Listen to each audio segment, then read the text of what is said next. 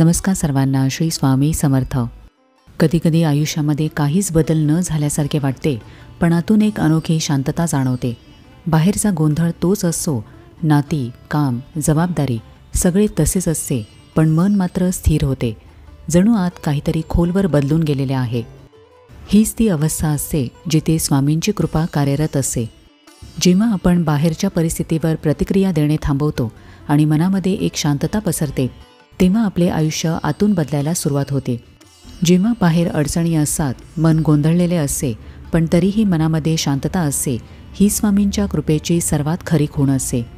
आजच्या व्हिडिओमध्ये आपण हेच जाणून घेणार आहोत की स्वामी कृपेने मनाला शांतता कशी मिळते आणि त्या शांततेमधून स्वामी आपल्याला काय सांगत असतात. स्वामींची कृपा ही शब्दांमध्ये नाही, तर शांततेच्या अनुभवामध्ये असते. आपण नेहमी स्वामींच्या कृपेचा अर्थ चमत्कार म्हणून पाहतो, पण खरे तर स्वामींचा सर्वात मोठा चमत्कार म्हणजे आपल्या मनातील शांतता. जेव्हा स्वामी कृपा करतात, तेव्हा ते आपल्या मनातील गोंधळ काढून टाकतात. आपले मन हलके होते. भीती, ताण, दुःख हळूहळू नाहीसे होते. ही शांतीच त्यांची उपस्थिती असते.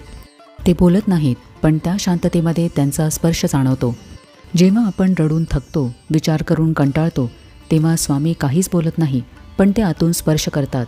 आणि हा स्पर्श इतका नाजूक असतो की आपल्याला लक्षातही येत नाही, पण काही वेळानंतर जाणवते की सगळे ठीक आहे, काहीतरी हलके झाले आहे.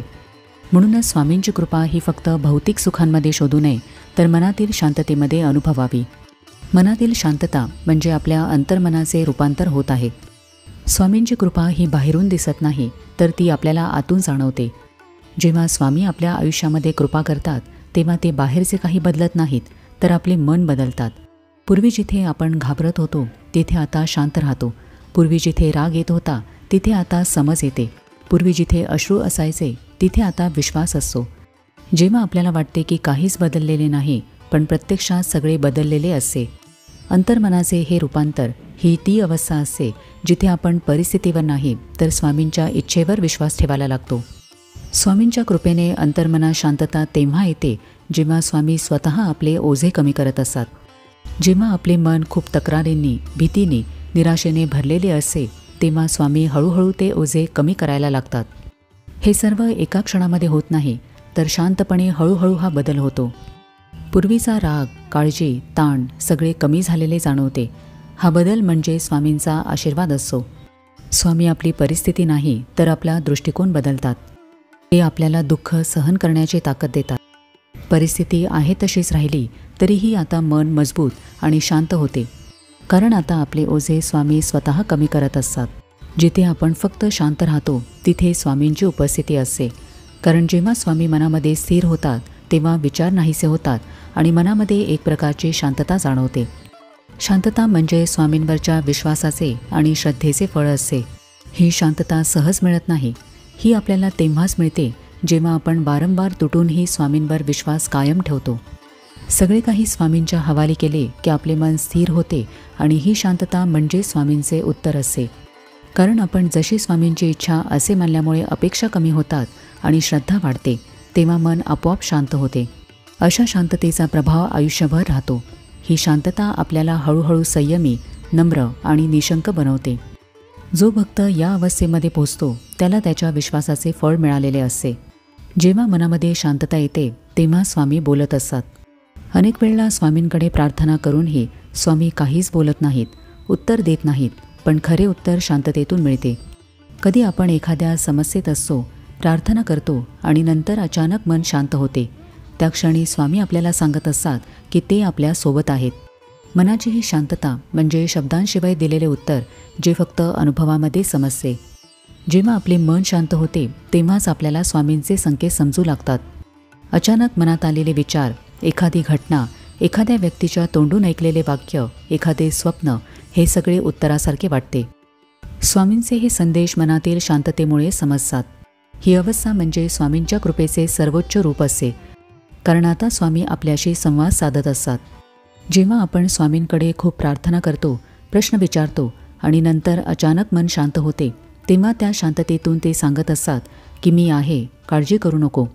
स्वामींची कृपा म्हणजे मोठा चमत्कार नाही, तर मनातील शांतता आहे. ते आपले आयुष्य लगेच बदलत नाहीत, पण आपले विचार आणि भावनेचा प्रवाह बदलतात. जेव्हा आपण थकलेलो असतो, चिंतेत असतो आणि मनात गोंधळ असतो, तेव्हा स्वामी हळूच आपल्या मनात प्रवेश करतात आणि आपल्याला विश्वासाची जाणीव देतात की मी आहे तुझ्यासोबत. आपले मन शांत होण्यासाठी हा एकच विचार पुरेसा असतो. स्वामी कृपा करताना आपली परिस्थिती हटवत नाहीत, पण त्या परिस्थितीमध्ये आपल्याला शांत राहण्याचे बळ देतात. हळूहळू मनातील भीती, ताण, राग हा निघून जातो आणि त्या ठिकाणी विश्वास आणि निश्चिंतता येते. हे बदल कधी जाणवत नाहीत, पण अचानक लक्षात येते की आपले मन आता शांत झाले आहे. मनातील शांतता म्हणजे साधी भावना नाही, ती म्हणजे स्वामींच्या कृपेचा थेट अनुभवच आहे. जेव्हा मनात शांती निर्माण होते तेव्हा स्वामींची ऊर्जा तिथे स्थिर होते.